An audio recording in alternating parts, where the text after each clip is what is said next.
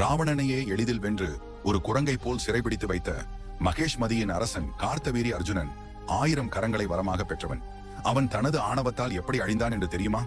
கார்த்தவீரியன் வருண பகவானிடம் என்னை வீழ்த்த இம்மூலகில் யார் உள்ளார்கள் என்று கூற, ஜமதாகினி முனிவரின் மகனான பரசுராமர், நீங்கள் சண்டையிட தகுதியான ஆள் என்று வருணன் கூறுகிறார்.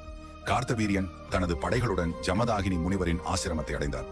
பகையாளிகளையும் விருந்தாளியாக ஏற்ற ஜமதாகினி முனிவர் தனது காமதேனு பசுவின் பாலை கொண்டு அங்கிருந்த மொத்த படையின் பசியையும் ஆற்றுகிறார். இந்த பசுவின் மகிமையை கண்ட கார்த்தவீரியன் அதை தனக்கு கொடுக்கும்படி கேட்கிறார். அதை ஜமாதாகினி முனிவர் தர மறுக்க இவர்களின் இடையே வாக்குவாதம் முத்தியது.